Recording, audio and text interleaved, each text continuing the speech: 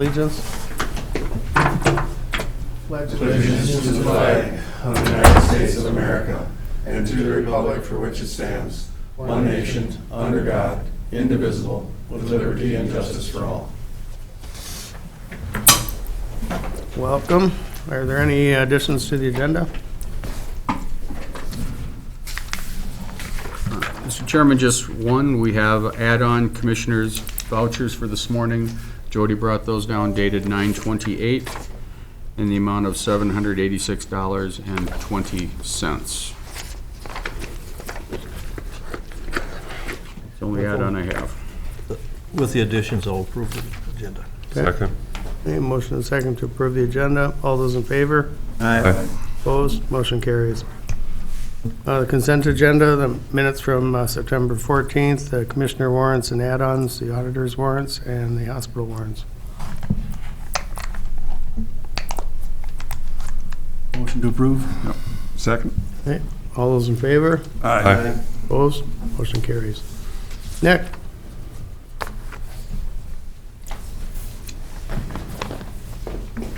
Good morning. Morning.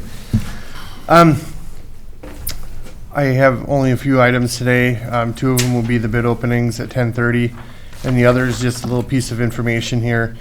I was recently approached by MnDOT. If you're familiar with our highway department, there's a driveway kind of on the east side of our property, and a lot of stuff gets kind of washed out on the road whenever it rains. We try to pick it up with our broom from time to time, but they would like to see that paved, and they asked if we would be willing to pay for half of the material it would take to do that. I told them to get me an estimate, but I don't have that yet. They didn't submit that yet, so it was a week or so ago that they approached me about it, so I was hoping to have more info by now, but just so you know, it should probably be done. It's kind of a mess. It keeps happening, I think that if it was a private person, we'd probably ask them to be cleaning it up. Double D used to track a lot. They've taken measures to clean theirs up, so we should probably do something to clean ours up, and I think paving that driveway would help. So unfortunately, I don't have enough information from them right now to take this any farther, but just so you know, I'll probably be coming back to asked to spend some money on that after they get back to me. That's the one by the salt shed. Correct. Right there. Yep. So when the trucks load, they head out that way, And our trucks use that as well, too. Correct. It's not just their trucks. correct. We both use it. Yeah. It sounded like it's just material. The guy that approached me wanted to do the work in-house. It might end up a little bit rougher that way, but this isn't a road. This is a driveway that, in our yard. So, it wouldn't need to be paver quality or anything like that, in my But you think opinion. bituminous would stand up to the weight, to the traffic? Yeah, they were talking like 6 inches thick or whatever. So, I don't have any worries about that, but it's probably the right thing to do. But I'll be back when I have more information on it. So. Other than that, that's all I have before the bid opening. Unless anybody has any questions for me. Nick, did you say this is on the east side? Correct. Okay. Yep. So we Yep. should have known this earlier because we spent a lot of money on concrete over in the west end, and that county paid for itself. But we never did cost share for any of that. And what? Oh, at the recycle building? Around there, Yeah. And then the other approach there to the west.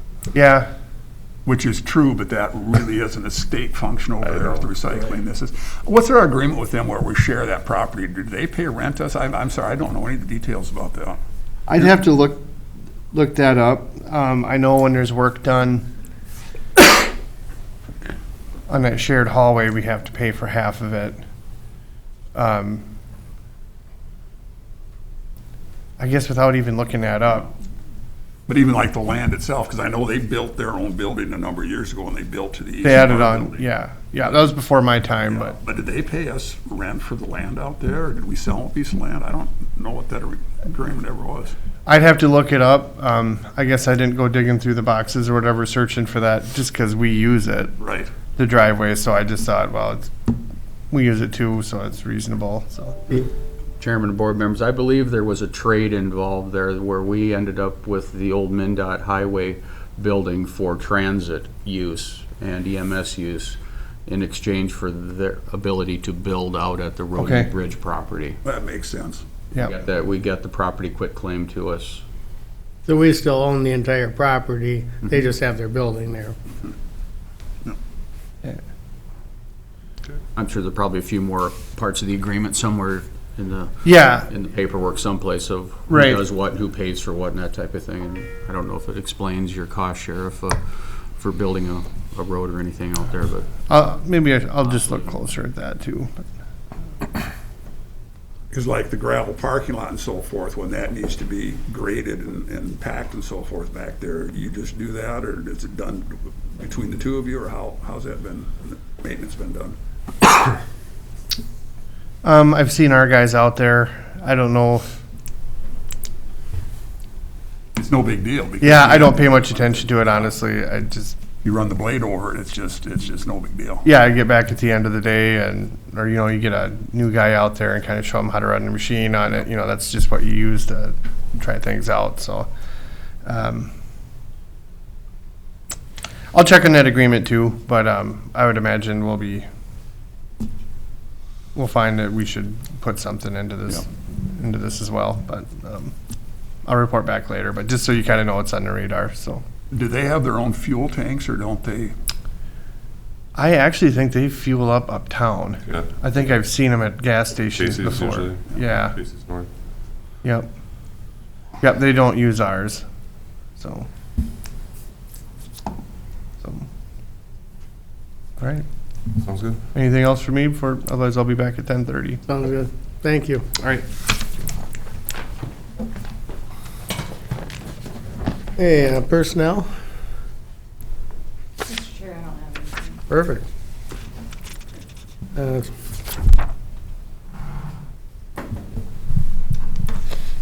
Steve, you want to take the Hyde Bailey? sure.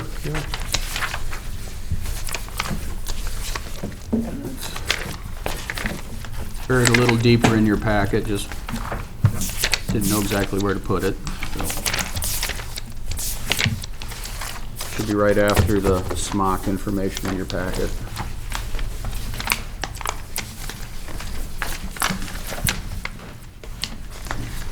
Find it?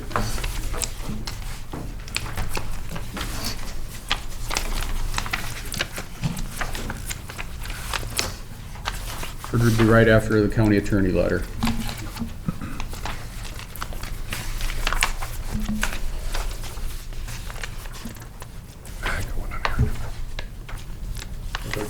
Bailey.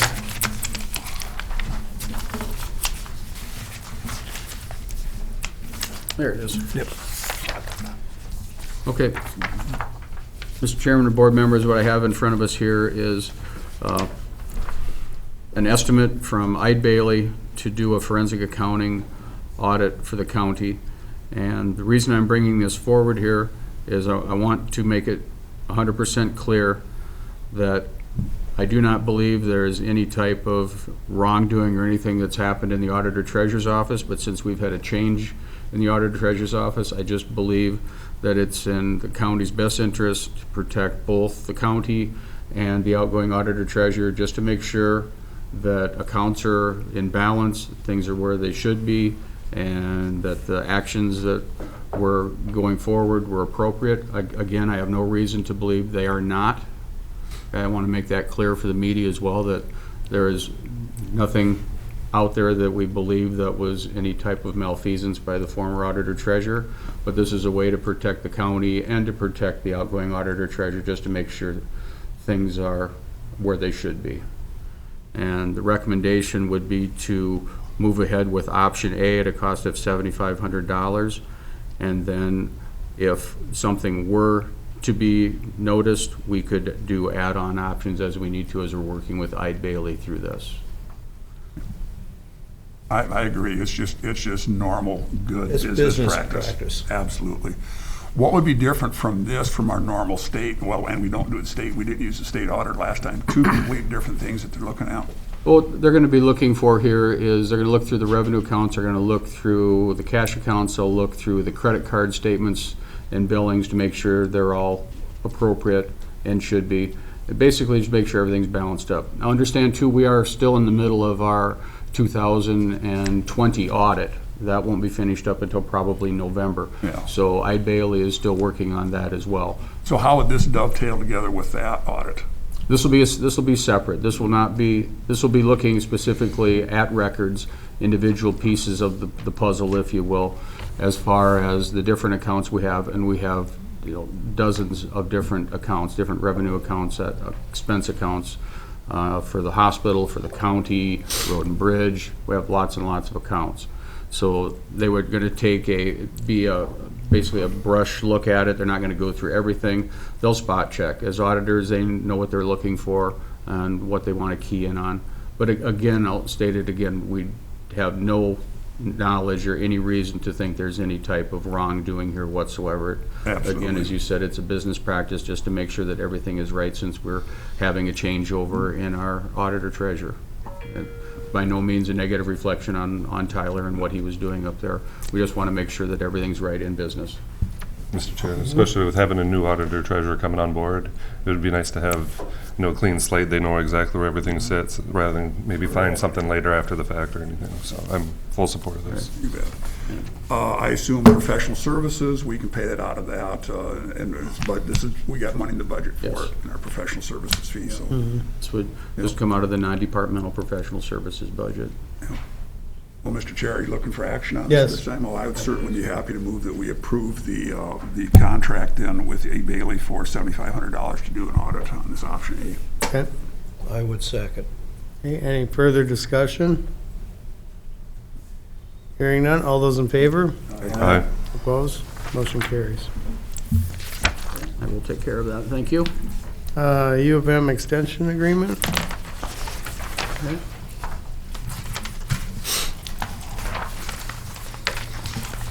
That should be right behind the Eide Bailey. Should be the next paper you start. Mr. Chairman and board members, you'll remember we had Bonnie Christensen here when she came with her budget. She brought this document at that time. And this is going forward, and she did explain what they're going to be planning on doing for January 22 through 24. They've done some changes there, and actually their budget did decrease. So what they're looking at doing, if you look on page 2 on table A, she mentioned that they have split up the extension educator and the agricultural food portions of this. So we have, remember both of their names, Brandy and Melissa. Melissa, okay. So we'll have a .4 extension educator, agricultural, food, and natural resources, and then a 1.0 extension educator, which would be 4-H. So looking at the budget going forward, looking at $110,949 for staffing for 2022. It goes up a little bit in 2023 using ours. We're at 2.5% on that. So we're still providing office space for them at the city building at this time. And now on the back page, you're going to see an addendum to that where they are going to be utilizing 4-H interns as well.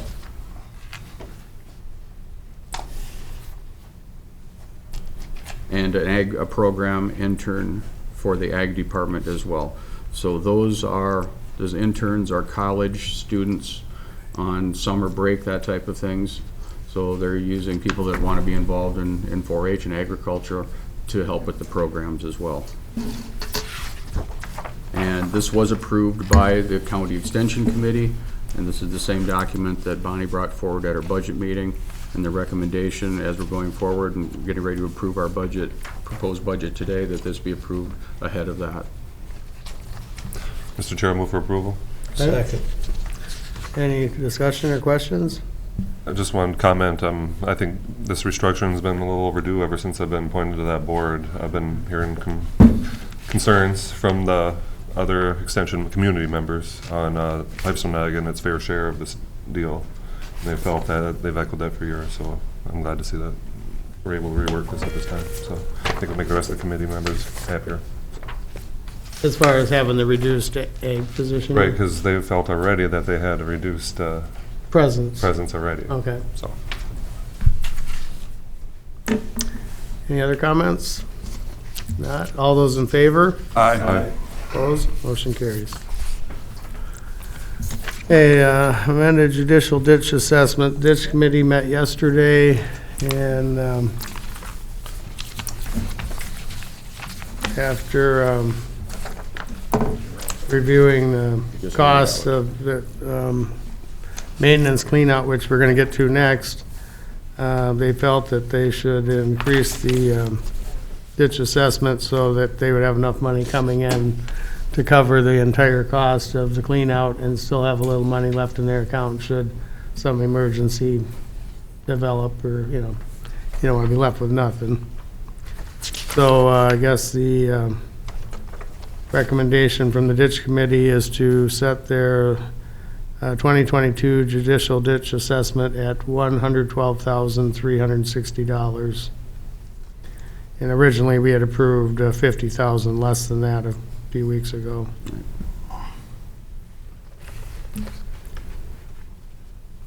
Mr. Chair, we talked about this a couple weeks ago. My only concern is that all of the affected property owners up there didn't get blindsided by this, and they're not. They're all aware of it. They are all members, basically, of the ditch committee, so that they all are prepared for this increase, so. Well, not all assessed individuals are on the On ditch the committee, yes, but, but as a whole, that community knows what's going but on. yeah, they definitely are aware that Yeah. it's a way to address some maintenance that frankly has not happened in about 50 years, so Exactly. I guess I would move for approval and look for a second. Yep, I will second. Yep. Go ahead. No, Dan will second. Absolutely. Okay, any other comments or questions?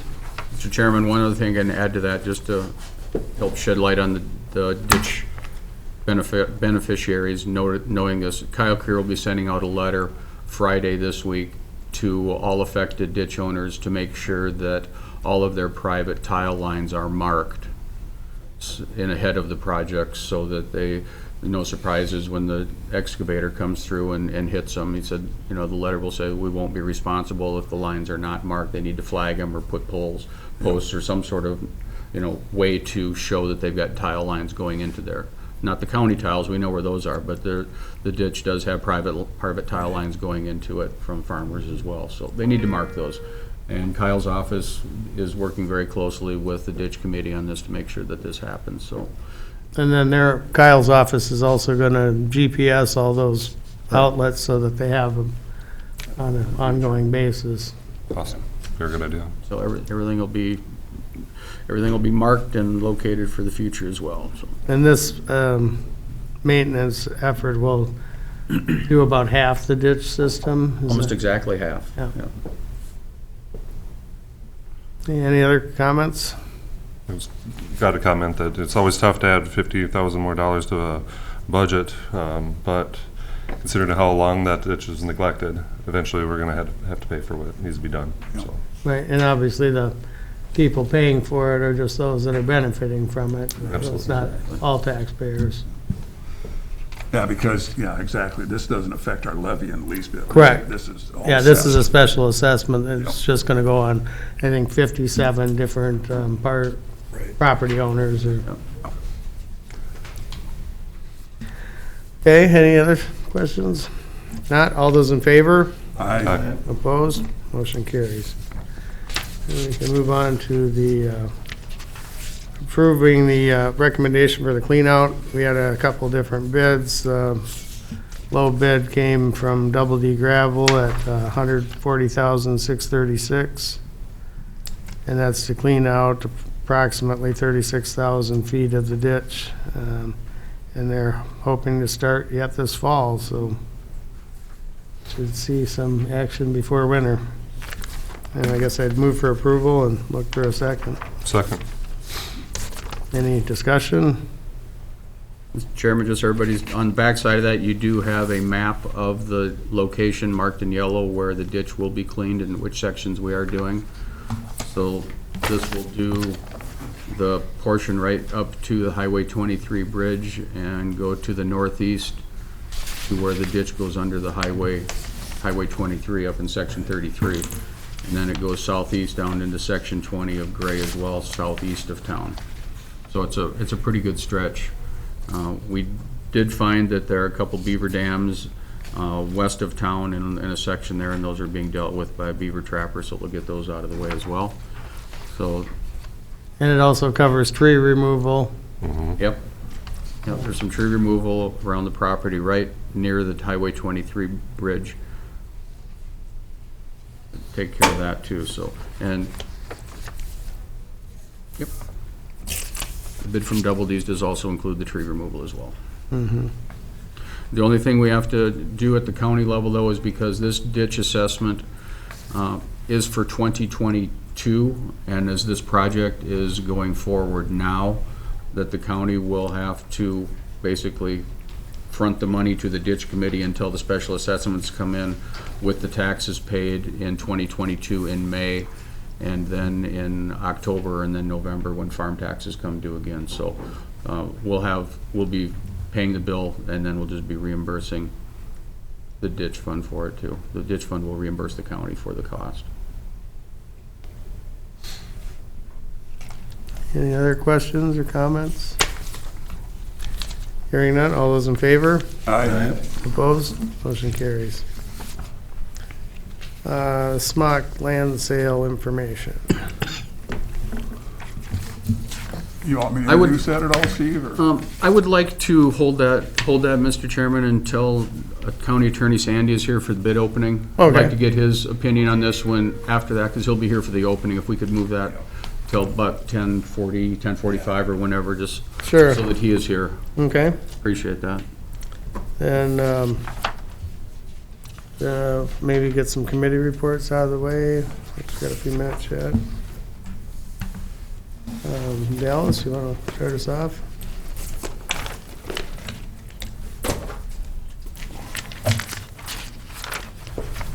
My committee reports for April, or a little behind, August. Sorry about that. August 10th, regular meeting. August 23 was a hospital Zoom. Also on August 23 was an AMC meeting with extension. That was a Zoom meeting with Heather Bandine. It was talking about extension. August 24, regular meeting and hospital meeting. And August 31, budget meeting. Not have very many special meetings in August, so that's my report. Okay. Dan? You bet. August the 3rd, of course, we had our special board meeting that you're all aware of. On the 5th, we had our Prime West meeting up in Alex. Again, nothing specific to report from that, less just normal business. We're still, of course, working with the Department of Health. We don't know what's going on there. It's a change of leadership, what kind of the direction there is. So we also have got our ongoing required board education dealing with Medicare, Medicaid every year. We have to get certified and so forth, so we're doing more of that. Am I missing anything, Les? Nothing really stood out. It just, I guess, with the dealings with the state, we've had some good conversations, and we think we've got some good people to work with up there at the present time. So are they making any progress on the procurement issue, or? That's gonna start in January. Okay. Yeah, there were some discussions about that, but again, at this point, we don't really have anything concrete to work off of, other than the fact that procurement, affects everybody, and that's one of the universal things there, so. Okay. Then going on to the 9th then, of course, we had our special Zoom meeting on board education. You're all involved in that, Zoom education session. Then on the 13th, I had my Southwest Minnesota 18 Mental Health Consortium up in Marshall. Some topics of interest, of course, how it affects what's going on with our Southwest Mental Health here as well. That's all part of that same group there. That Southwest Mental Health here is part of that group as well, too.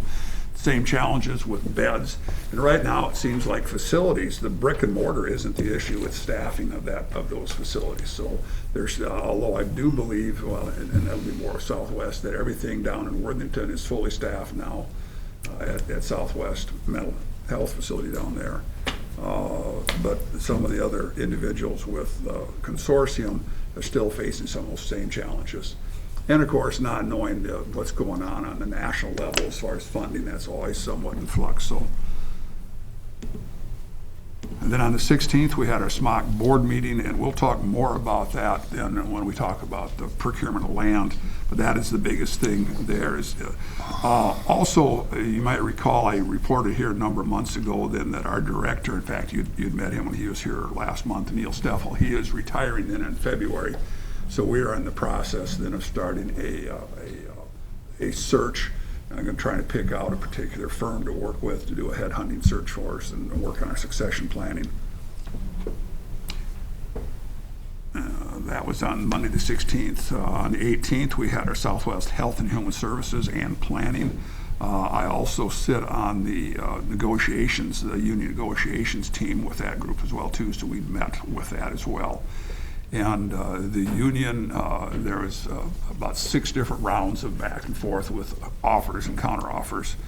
And then the union delegate did decide to go ahead and call for arbitration. So he has got us in arbitration. I believe that is scheduled for November 15th, if I remember right. I could look it up, but I think that's when arbitration is going to start. Other than that, of course, our bookkeeper at Southwest Health and Human Services, Sarah Kirshner is how it's pronounced, right? Yeah, Sarah Kirshner. Kirshner is how it's pronounced, yep. Retired. Yep, no, she's moving on to another job. Better She's job. retired, yep. And she's improved herself, and she's very happy about that, and we certainly are saddened to see her go. So we do have a search underway right now for her replacement as well, too. And also looking at how we're going to do that. Right now, Sarah's responsible with basically just that of bookkeeping, and our director then is looking at possibly expanding that to be more of a director's position, encompass some things such as investments and so on. So more of a chief financial officer than just a bookkeeper is what we're probably going to redesignate that job as. Then again on the 23rd case, we had a hospital board update on the 23rd. 24th was our regular hospital meeting. Then on the 26th, Thursday 26th, building committee met then with ICS and talking about the building facility itself, and they've got a proposal. Now they're coming back, Steve is coming back this Thursday, I believe. Thursday, yep, 30th, Yep. we'll meet with them again. And looking at what we've talked about before with the automated controls, the Johnson controls, and where we're going to go at with the chiller and so forth, and so the different functions there. So obviously when we get that put together, we'll bring that back to the full board to discuss that as well too. And that concludes my report for the month of August, Mr. Chair. Thank you. Can move on to Sheriff Freeman and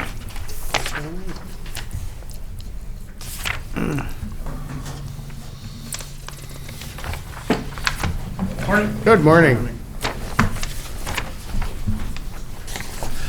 About 5 years ago, I was down here and we got a new 911 system, Vesta, and 5 of us sheriffs went together to, try to save some money. And it was a 5-year contract commitment, which is up at about a year ago.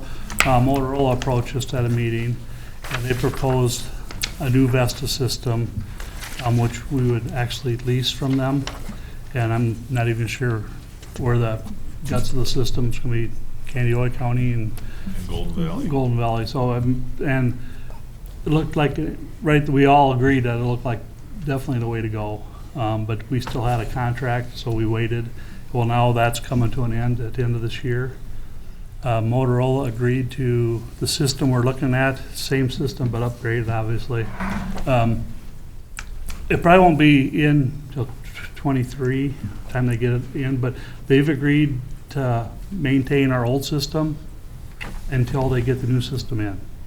For zero cost. For zero cost. So if it's a half a year and a half, they're gonna maintain, because it's the same system, so they know how to take care of it. It's just through a different agency or different supplier, that we'll be going through. One we work with already. Mike has some of the numbers. The price seems pretty. So then we won't have to pay for the new one until it actually starts? Right, and it'll be upfront cost. Well, he can explain that, but mostly upfront cost will be a grant. I know Commissioner Nass been working on that and stuff, so there's a grant out there. And then it'll be so much a month, or we could pay it per year, however we want to do it, so. So what they're looking for is, they're looking for a $10,000 earnest down for the project to lock in, and then they would take care of our service and agreements until they get the stuff installed for the new one, and then we'd be under their master service agreement. However, through ECB and the local ECN board, we're just actually working on trying to secure a grant, which we'll talk about, need some action on after we deal with this, of securing a grant with matching funds to help offset some of these costs. However, like most grants, you can't spend the money or have the stuff until the grant's funded, which the grant's not funded yet. So Motorola's agreed that they will waive our fees up front. We can go into this agreement without any money getting exchanged or equipment, because it's gonna be 2023 before this is installed. And we've checked at the local level through the EC and the ECB board here, and checked with ECN, who's funding the money for this grant, and they are okay with us doing what we're doing as long as we don't officially change money hands, the money changes hands prior to the grant being funded. Kind of common, right? So with that being said, when we come to the day of installation, and more than likely 2023, we'll be looking at an upfront non-reoccurring cost of $31,117. Then a reoccurring cost either monthly, annually, or every 60 months, and then that will be around $1,740 a month. If the board so chooses to pay it annually, there's a 2% incentive, and if you pay it one lump sum, there's a 5% incentive. Basically, if you pay the monthly, and this fee of $1,740 may go up because we're also looking at changing into the Vesta map premium. I'm talking with IT right now about that, so it could be an extra $110 a month. Bill and I are kind of ironing out some stuff there. So the total project paying monthly would be $135,517.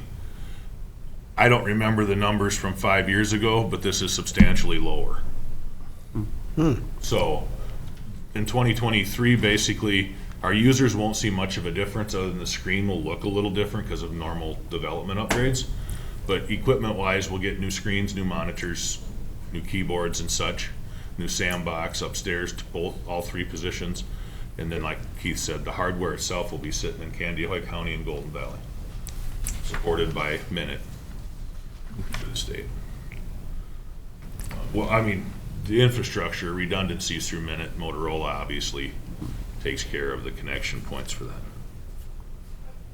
It's through IES, So our old vendor is IES, right? We're gonna not renew that contract, or this is a proposal to not renew it, and go with Motorola Solutions. And our vendor then will be using is Alpha Wireless, who we're familiar with through our rest of our stuff and have a good working relationship with. So we're kind of pumped about that quite a bit, because our soon to be probably previous relationship with IES has been a little frustrating.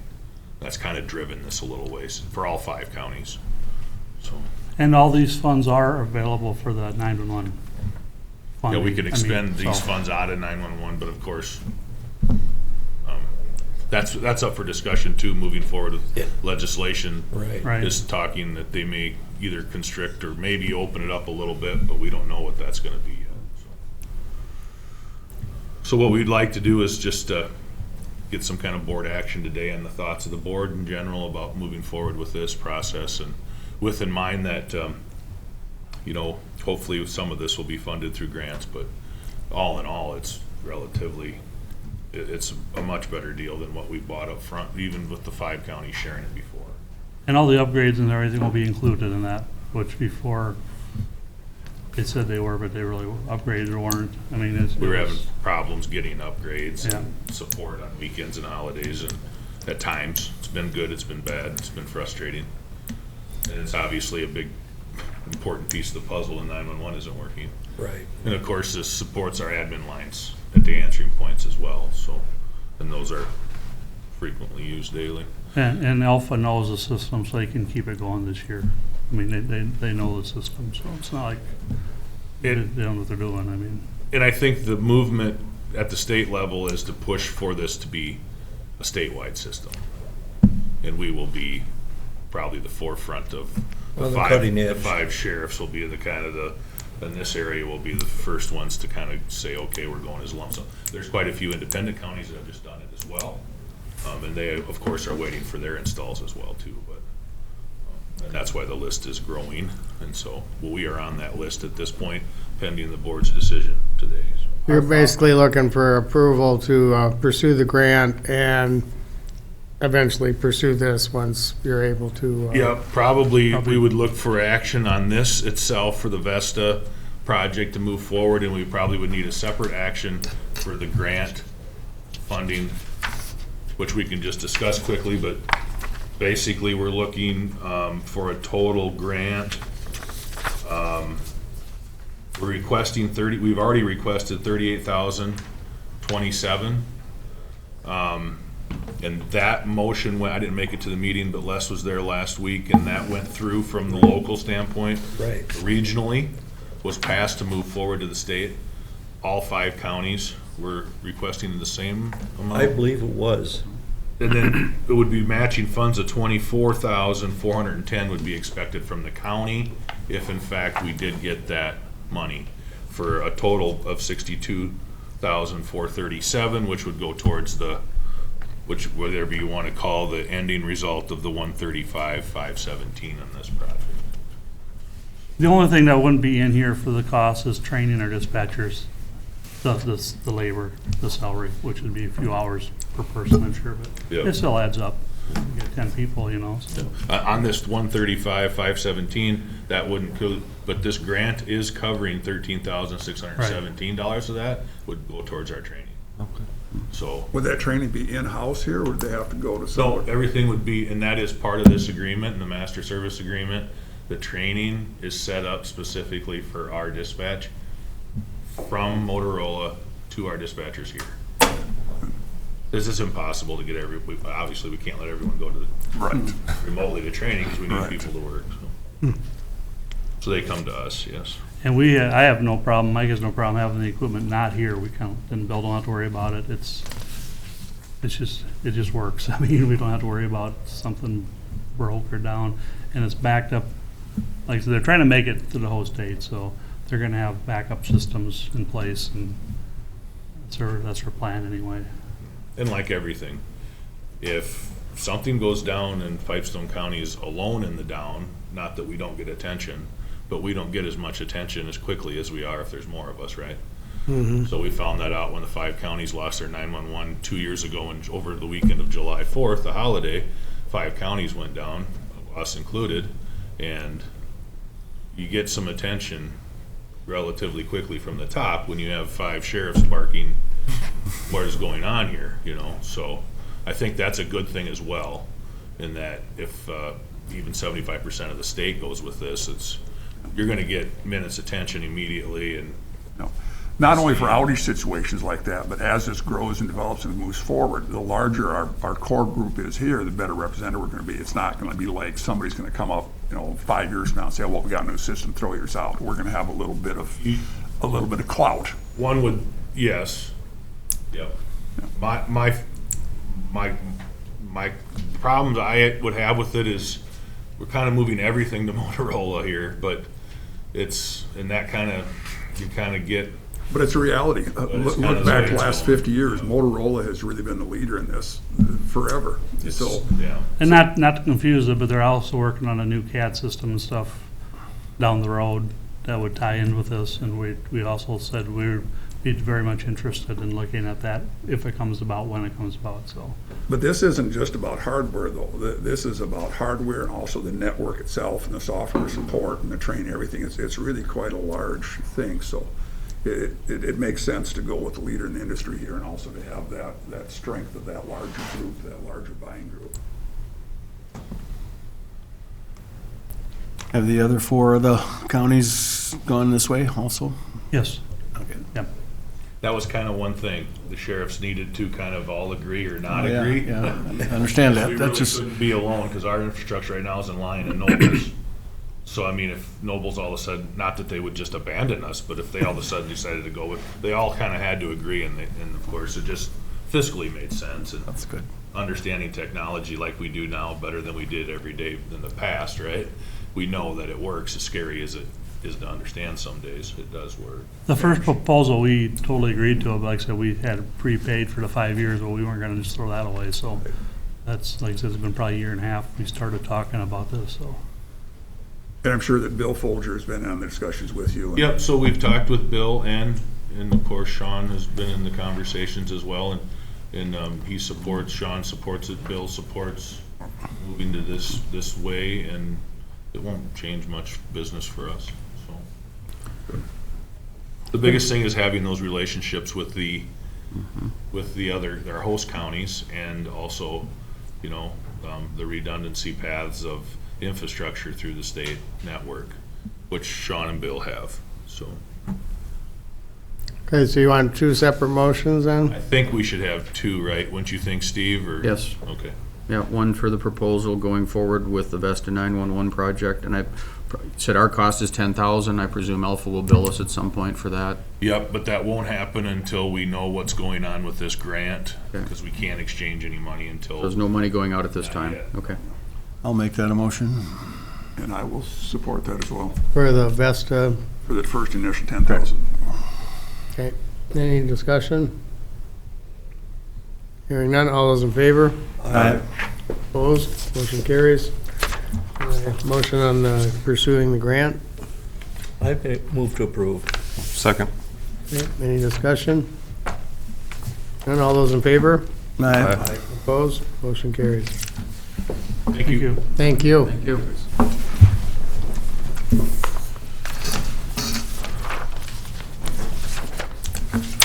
Yeah, getting back to committee reports, Celeste? Okay.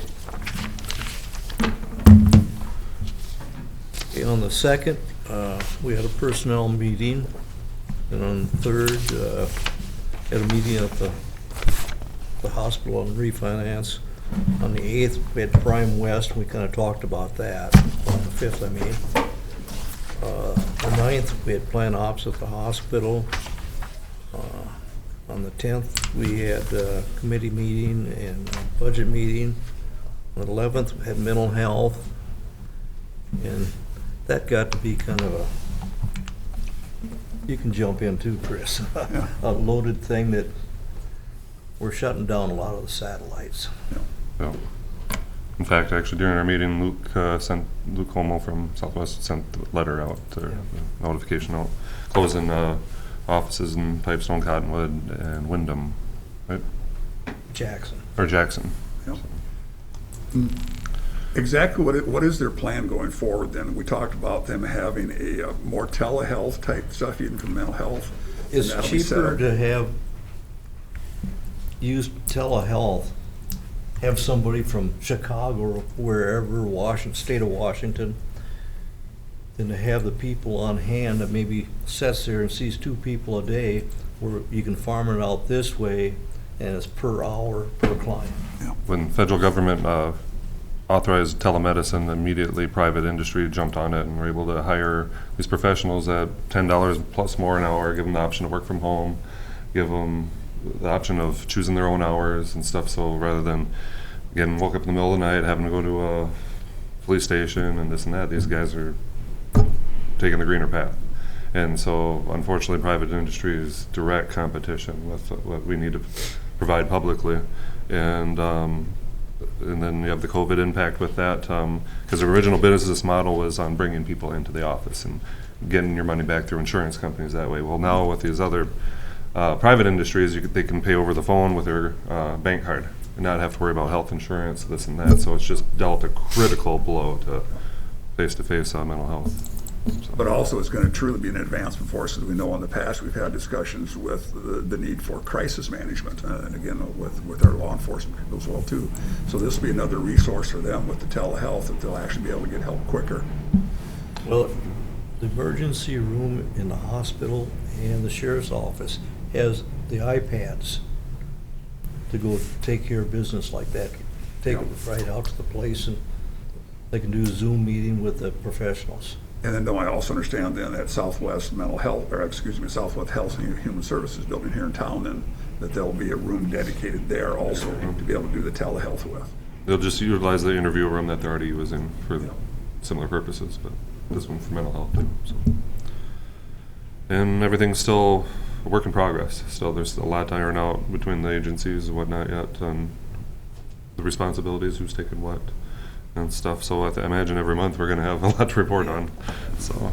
You are losing the man-to-man contact, though, person-to-person contact. They're gonna keep the Laverne and Worthington offices open for the face-to-face contact, and then all the other professionals will be working remotely from those offices as well. I understand the reality of what you explained, but still you're losing face-to-face. But do something there, but a lot of these people don't like to drive, be seen going into these buildings. They like to sit on a computer in their home or their phone and visit back and forth. Anonymity of it. To being very private subjects, yeah. And they've seen that actually since they've started the telehealth services or telemedicine services during COVID.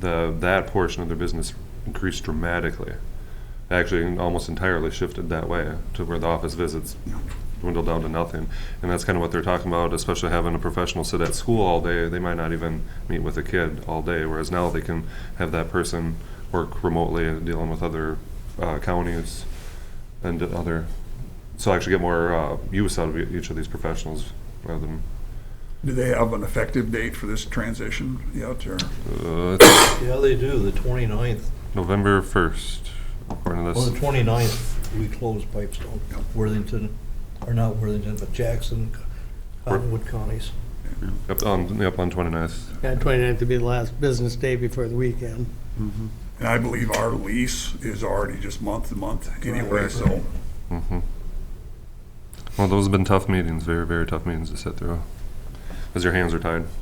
We have to provide services by statute, but that's what we need to go dial back on.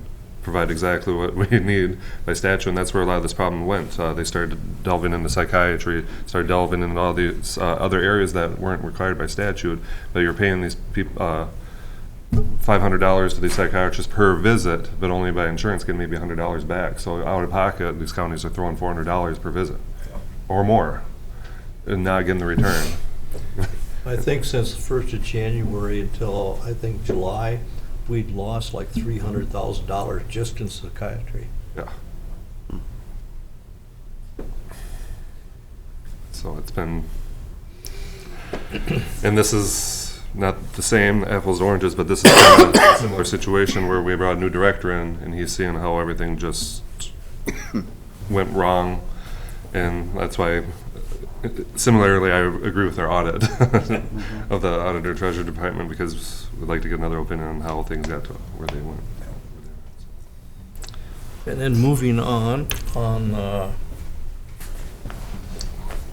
12th, then we had soil and water.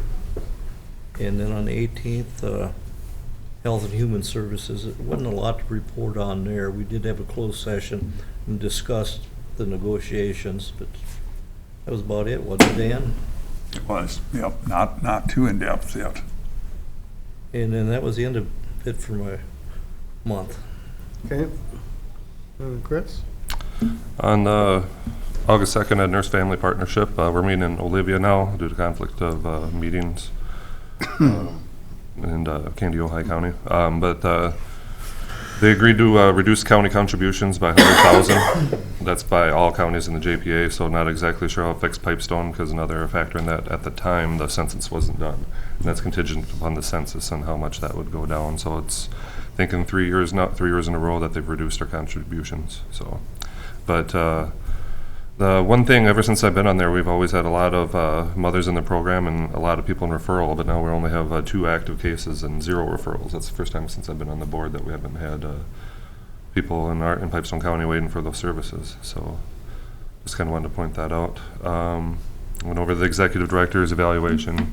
He had a good one. He actually, his first board meeting was the first time I sat on that board. He's hired right at the end of the year. Then we brought in a bunch of new people, but he's been fantastic. He's excels in grant writing, and that's really what's kept that agency afloat, and so this is a big grant writing year, so he's going to be busy doing that this year.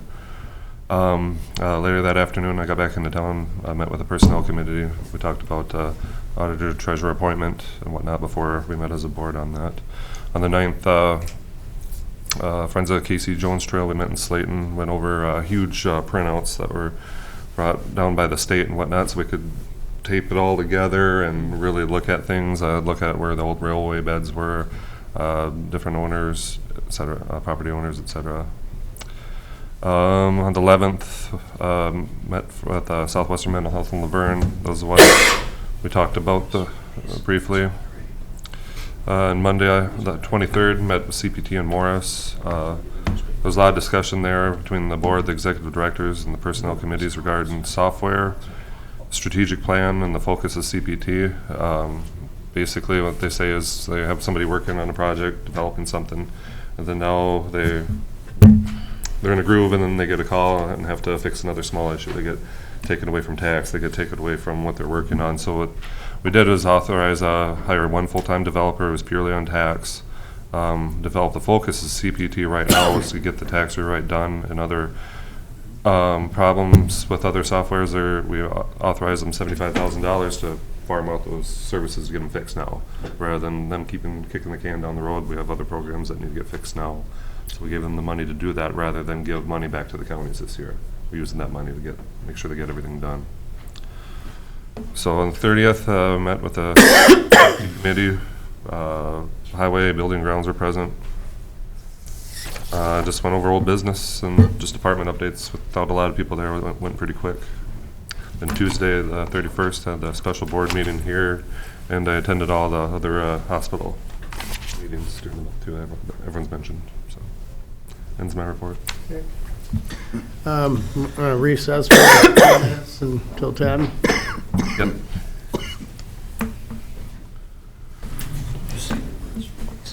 Yeah, that's what I was reading from there. I pulled that up. So.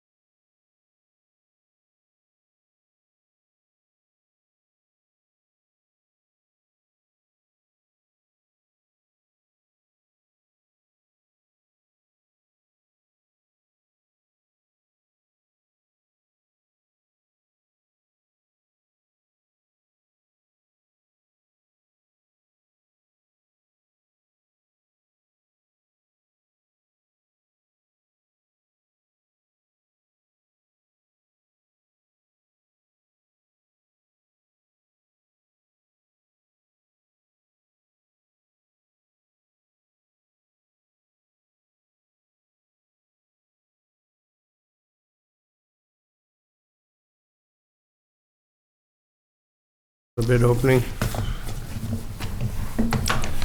All right, we have 2 bid openings today. One for some box culverts and another for the bridges by island. I'm gonna open the bridges by island first. One is on the State Park Road, and we got some State Park Road funds for that. It's a special source. It's kind of like a grant, I guess. You know, it doesn't come out of our, doesn't count against our normal state aid allotment. And the other bridge is on the west side of Island, on our County Road 2. And just forewarn you, this is gonna be an expensive project. These are big, and we have to drill into rock, so it's gonna be expensive, so. So that being said, first bridge is from Redstone Construction out of Mora.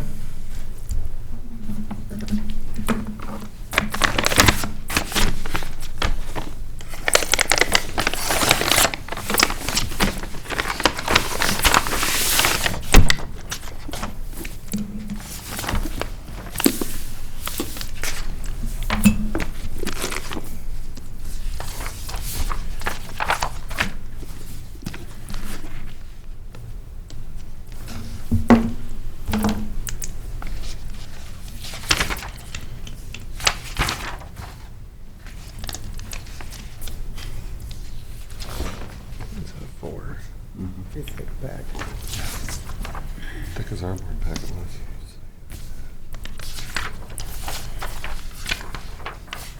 Okay.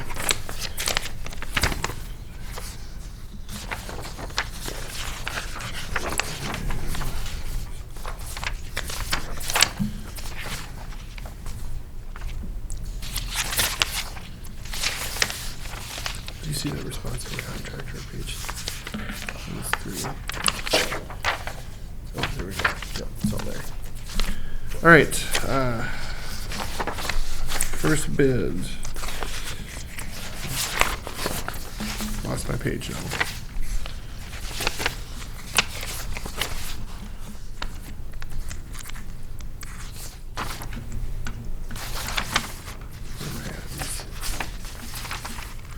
I thought I saw it. Oh, here it is. Okay. All right, their bid, $2,474,939. $2,474,939.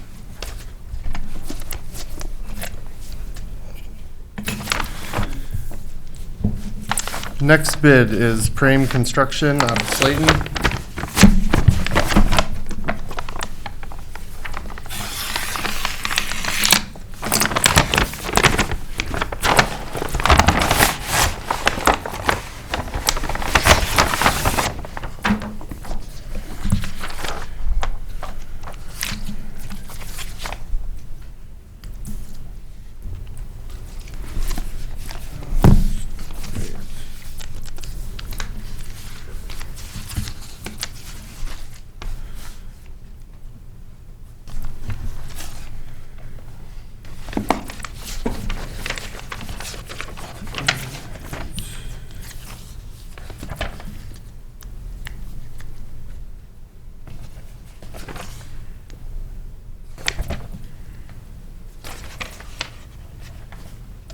Perfect.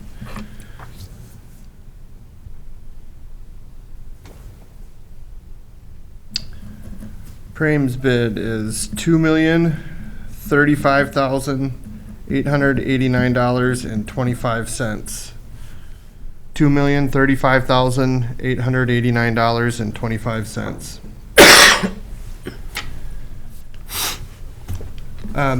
Engineer's estimate on these two together was $1,850,208. But I need to point out that that estimate is a little older. And, you know, we've seen a lot of inflation recently, so I expected it to come in higher than this. So I think that low bid is well within reason, but we need to check prices as normal first. But so we'll run those back to the highway department right now and check them, and we'll be back with a recommendation on those.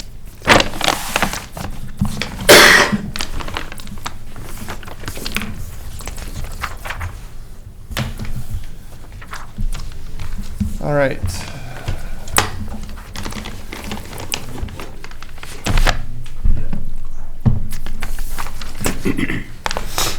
Next bid opening is for another set of box culverts. Looks like we have 5 bids.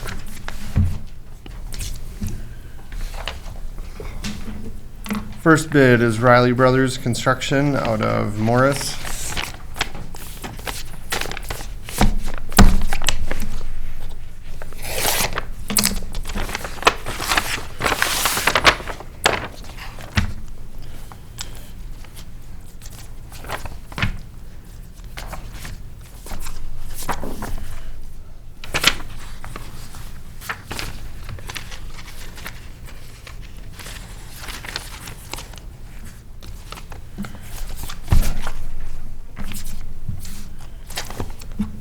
Their bid is $894,816.05. $894,816.05. Next bid is Midwest Contracting out of Marshall.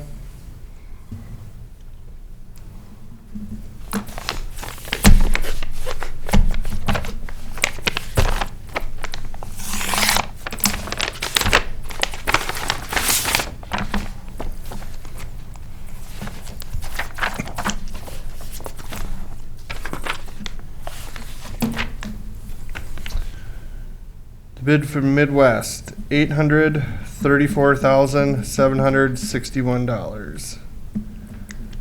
$834,761.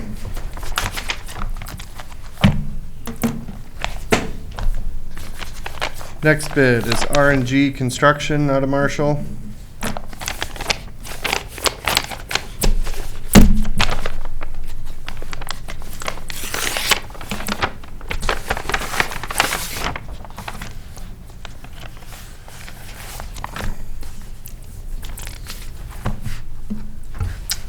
Bid from R&G, $759,017.50. $759,017.50.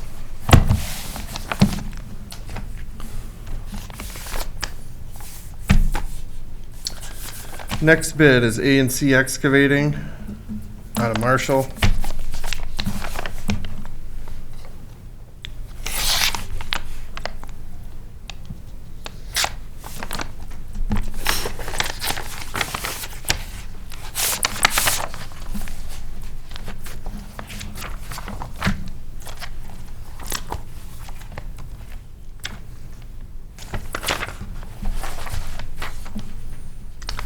Bid from A&C, $797,244.05.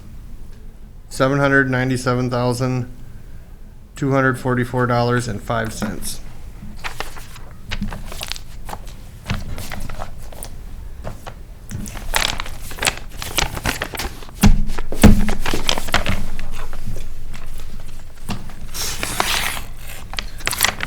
Sorry, final bid is Henning Construction out of Adrian.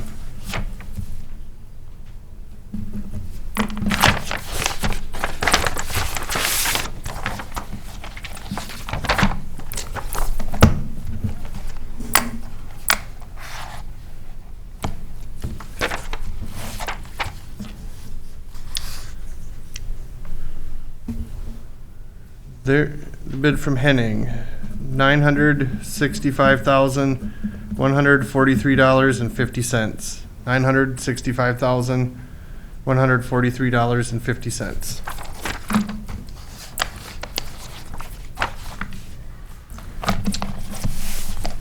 All right. Engineer's estimate on those projects was $840,865. $840,865.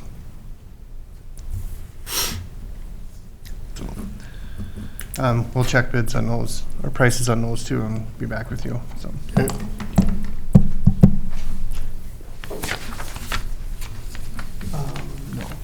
As long as they check out, we're fine. All right. All right, well, I'll be back as soon as we know something. Okay, sounds good.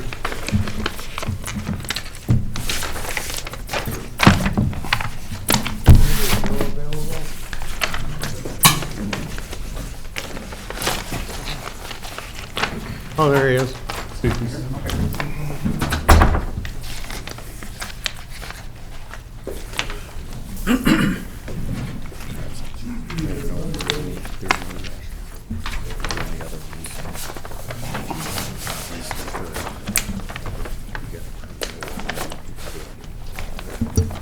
Yeah, I'm not worried about it.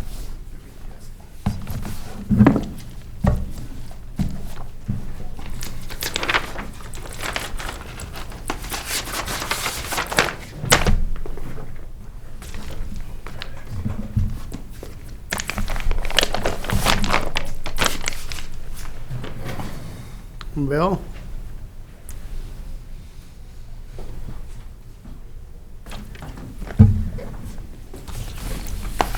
Morning. Morning. So I'm bringing today a quote to upgrade the NVRs and kind of change the way we work that. We're in a bit of a bind. We can't purchase replacement parts right now because the vendor or the brand that we have been using is on the banned list because they're made in China and have some ties to Chinese military or something like that. So anyway, we got to change brands. So I've been looking at different stuff here for a couple months, and along with changing brands, we're changing vendors. So trying to find a vendor that I feel comfortable with and stuff.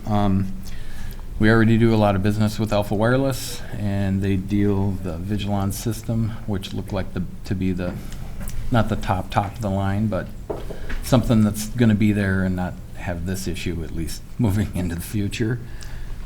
Did you know where they're made?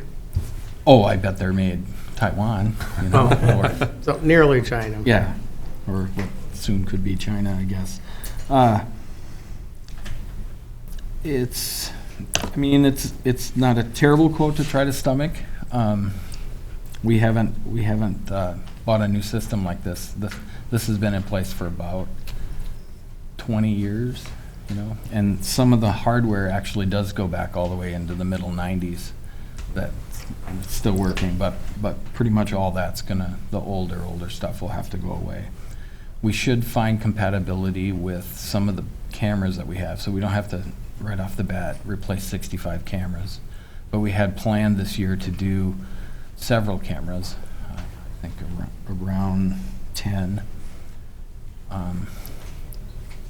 So we'll see what's going to work and what's not going to work that way. Storage is very difficult to find at the moment. They're telling me a couple months out, HP is, and the price is continually going up. What we paid for one cabinet in April was $5,500, and a refurbished unit with no service contract was $5,500 a month ago, and now they're telling me that same thing would cost $7,000, but they won't lock in any pricing right now. So we'll see where that's at in a couple of months, which does give some worry to spare parts should we need any moving forward, at least over the next couple years.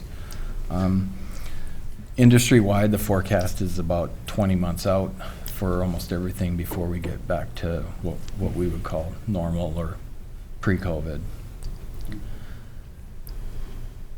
So that's going to make it an interesting almost 2 years moving forward. So I can't really get a quote for new hardware from my current vendors. I've even been on the phone with HP. You know, I'm still waiting on those quotes. I'll find the parts we need. I can. It'll be grayware stuff, but we'll make that work. But I need to be able to move on the parts as soon as I see them, and these the cabinet and components. So I need to have that pre-approved authorization of a determined amount of money to just be able to pull the trigger when I see the deal. Other than that, any other questions about what we're doing? Mr. Chair, I was just gonna say, obviously you did your due diligence. Most, when you switch to a different vendor, they're gonna want you to replace every camera and transfer everything. So being able to find a vendor that's willing to work with what we have in place is huge. And with getting the licensing with it as well. So obviously you did a lot of homework on this. I've looked over all the numbers. I think Bill's found a great quote. I don't think he's gonna find anything better, in my opinion. Actually, at this time, I'll move for approval. I'll support that. Hey, any discussion? Just from like where I worked, when we updated all our NVRs, we spent almost $500,000. Oh, So if that just says something right there, and that includes the licensing fees and everything too. So, like I said, thank you for your due diligence on this, Bill. You bet. any other comments? Not, all those in favor? Aye. Opposed? Motion carries. Thank you.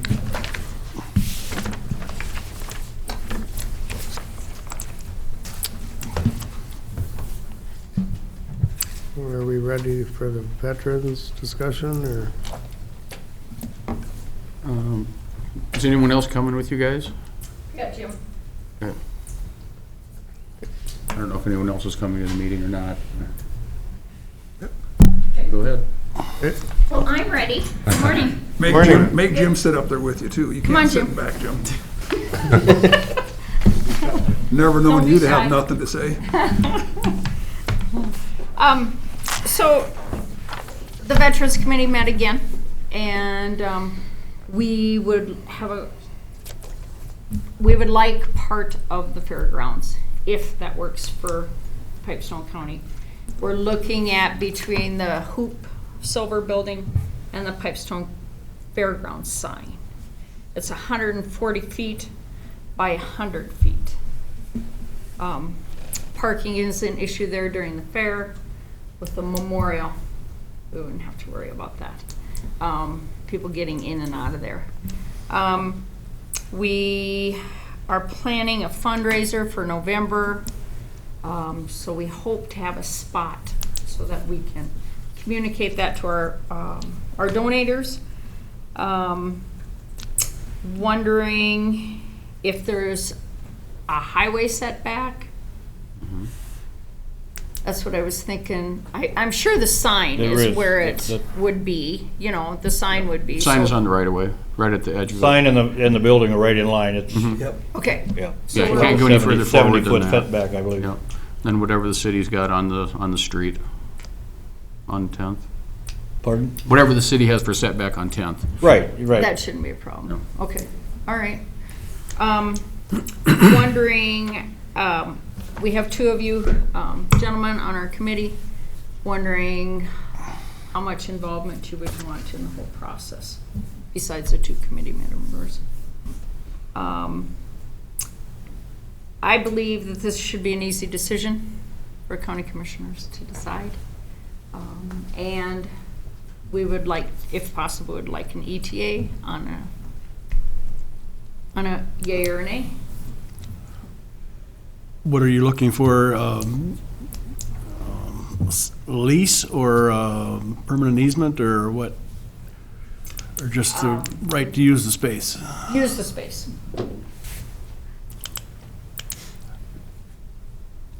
Where's our lawyer when we need him? Because as you know, that's one of the issues we always have with county-owned land. And we'll get into that more when we talk about some of the other things we're doing too, like with health and human services. We can't just sell a piece of county-owned land, it's publicly owned. Right. It Well, I has to don't go think through- you'd even want to. And that's what I was getting to. So I don't know, we're looking at the committee actually owning the land. You're looking more for permission to put the memorial on the county fairgrounds. Correct. Okay, just to clarify that, Yeah. so, okay. And then if that's the case, then we get into having that on county property. We'll have to take a look at MCI as far as insurance, what the liability would be of having that on our property So those would be some of the details you'd have to work out. Yeah, in concept, I like the idea in concept. I know it fits a lot of the criteria that we're looking at as far as size, and I know you want more highway visibility versus being in town in some other spots. Correct. I understand all of that discussion, and what do we have? I think we had, nearly 15 people, I think, at that meeting. I think we had 20 different ideas, so you always have it. But that's the whole thing. You have to come to a consensus of what's going to be the best for everybody. So I support this concept of having it there. So it's just a matter of figuring how we're going to work out the details on it. If I can help with any of those details, please, let me know. Do you have any general concept of what you're planning to put there? Well, depending on the space, we had our original plan. That, of course, will have to be modified for the size. We like the bigger and the better, but cost-wise, it might have to be wonderful, smaller. What, do you have a proposed size of area you're anticipating wanting to use? Well, we would like the area in between the sign.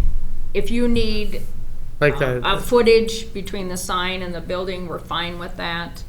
We'll accommodate. As deep as the building then, or? The building's 100 feet, so that might be a little big for that location because of the gravel road coming in.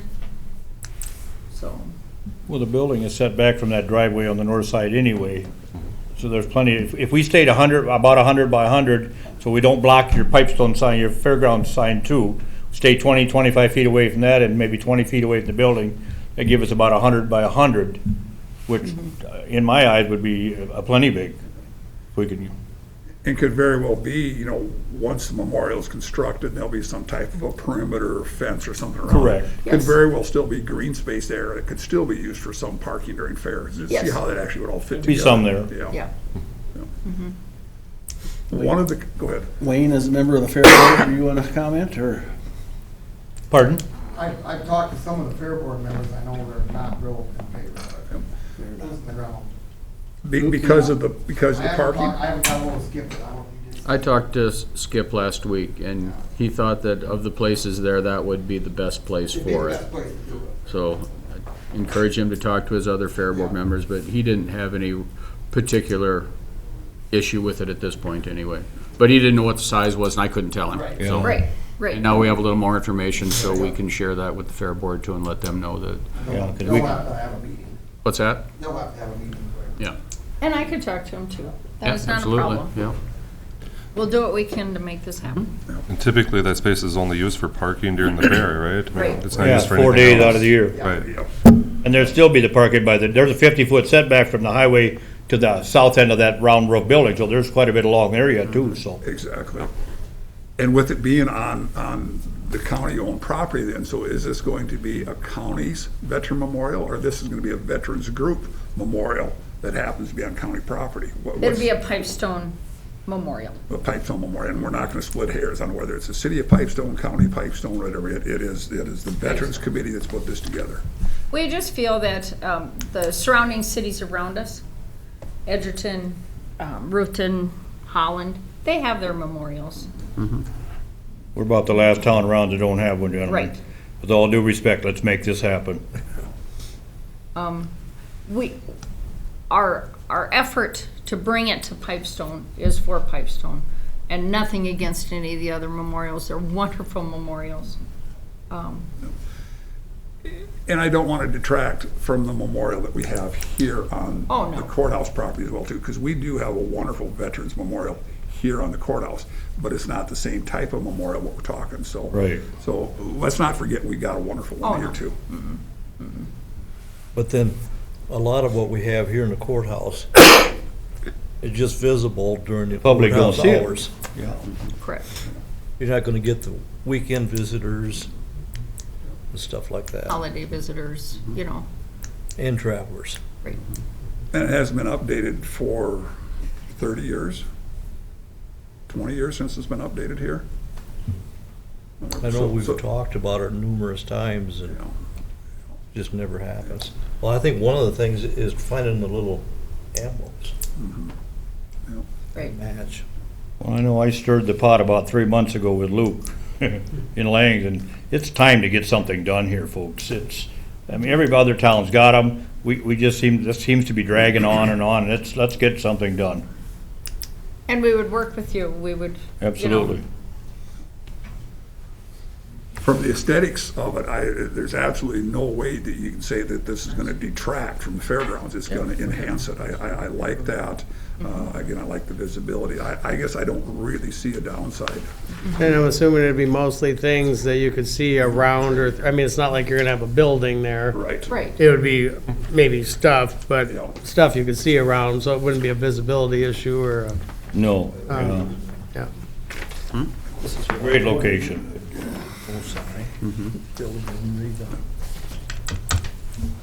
I think out of a lot of the locations that have been proposed, this is the best one with most visibility too. A lot of traffic on. Thank you. There's a lot of traffic on that road right there. I don't see our sign here. This must be an old This picture. old. There's. Too old, the building isn't even repainted. Yeah. Right. In the past, the commissioner talked about getting rid of that round roof building. Is that ever been brought up again? Are they gonna keep that, or? Since it's been painted and so forth and it's being used, personally, I don't see anything in the future getting rid of it, no. Okay. Unless you guys think different. I don't know of anything different at this time. It's a good structure for us. So it sounds like you guys got some stuff to talk about. legal Yeah, we'll have to issues take with this under property. advisement, and, we're not gonna make a decision today, but, we'll definitely, think about it and, get back to you.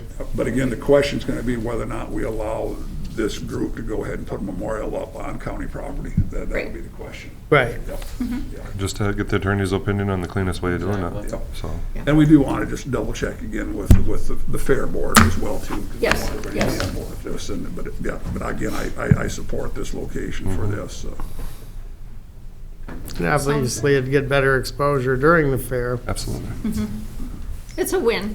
It's a good thing for the veterans. Yep. To show them that we honor them and, as a community. Mm-hmm. Do you remember, Dan, when we put the cement pad on the north side of the building, how far north did we go? Was it 20 feet? That's what I was thinking. I think so, yeah. About right. Yeah, I believe it is. There's a pretty good approach there. Yep. If you have any questions, you're welcome to call me Okay, or email me. sure. So I thank you for your time. Thank you. You bet, thank All you. right. Thanks. Thank you, folks. You bet.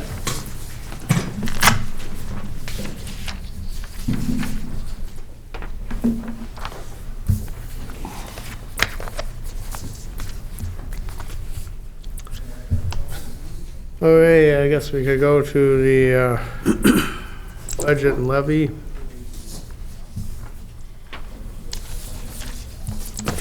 Okay.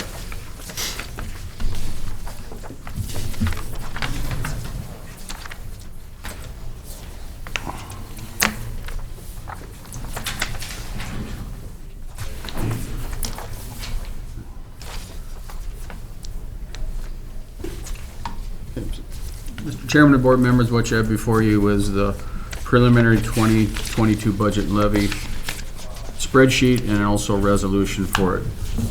Ultimately, it comes down to the bottom line is what we look at when we go into this. And right now, we're at 8.72% increase over last year. And please remember, last year, we were extremely ultra-conservative. We At 1%. levied 1% last year. So anything beyond that, we were spending out of reserves to make up for that. We kept it really low because of COVID-19 and issues the county and communities were having with that, so we wanted to make sure that we kept it as low as possible. So if you average it out, you're still under 5%, you're 4.8, right in that area, over 2 years.